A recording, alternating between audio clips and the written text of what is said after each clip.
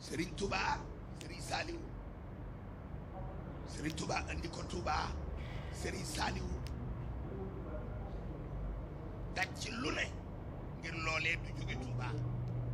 fexe ba suuf su Touba mu def ko titre foncier moom suuf sa ngir garantie ni mbirum yàlla bu may jëppeelu Touba dootu fa génn ndax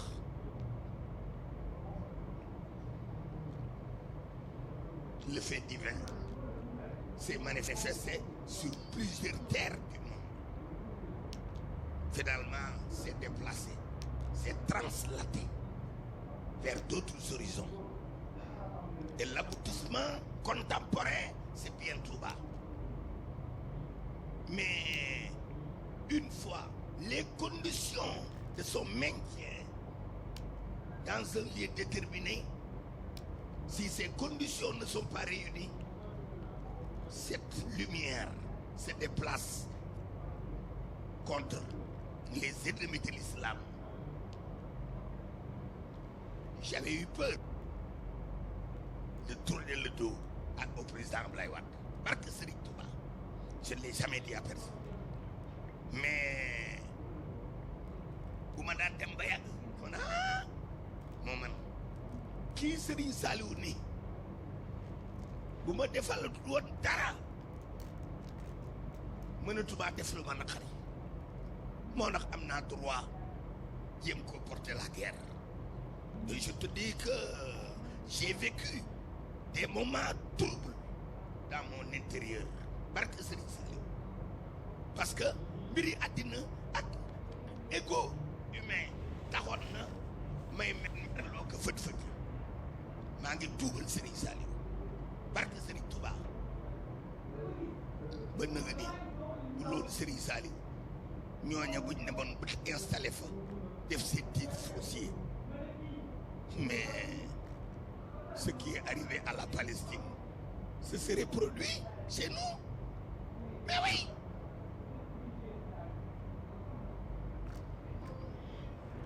Voilà les faits. Vous voyez, Serigne Saliou mënoon na koo def jaarale ko ci man yow moom bee kële waaye ci maître Abdoulaye Wade la jaarale la création du titre foncier de Touba qui est une propriété indivisible sur laquelle ne peut plus s'aventurer des gens aptes à déceler la descente du divin sur terre. Et seule leur présence pouvait faire fuir cette lumière vers d'autres horizons. Serigne Saliou, qui seul lui savait, a réussi à juguler cette tentative par l'intermédiaire. Et le Serigne Saliou aurait dû le faire n'importe comment, mais il a pris comme prétexte Maître Abdoulaye Wade, qui a fait de Touba, de la terre de Touba, un titre foncier. Où on ne peut pas tout dire, parce que j'ai été au courant de beaucoup de choses. Mais quand une certaine race a voulu s'installer à Touba, ça a été un scandale. Serigne Saliou semble n'être plus le même. Et c'est cet exemple que je vis encore de mémoire et de souvenir que Serigne Saliou a décidé de mettre en titre foncier la terre de Touba pour que ce mal que comporte une certaine race dans le monde ne soit pas capable de s'installer à Touba. Alors qu'auparavant, certains habitants de Touba, évidemment, qui n'ont pas accédé à ce niveau de connaissance, avaient vendu des terrains de Touba à cette race qui a voulu s'installer à Touba. Je dis des choses profondes. Et j'en ai été témoin. Serigne Saliou a sauvé l'islam barke Serigne Touba.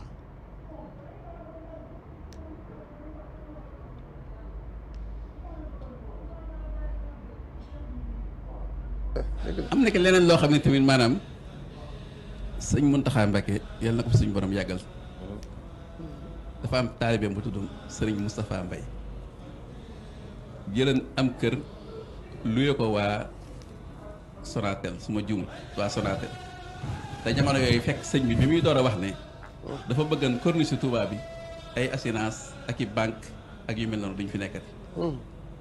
ñu gàllankoor ko mu dem ci sëñ Mountakha ngir rek Touba képp koo xamante ne nii am nga jafe-jafe ci sa kilifa ngay dem man mii la sëñ Mountakha tax ki teel laay waxee man daa ko wax man mii la sëñ Mountakha woo yónni ma gi sëñ Saliou ngir ma waxtaan ak moom ci loolu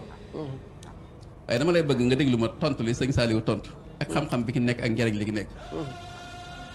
mu ne Touba day toll na foo xamante ne nii ca kanam ñëpp dinañ daw wut si fi ñii sëñ bee leen fi indi waaye ñii koom-koom bee leen fi indi te buñ ko gàttanduwul day société yi nga xamante ne nii seeni capitaux ñi ko moom ay nasaraan lañ ak juif ñu fexe ñuy ba nga nekk ci corniche bi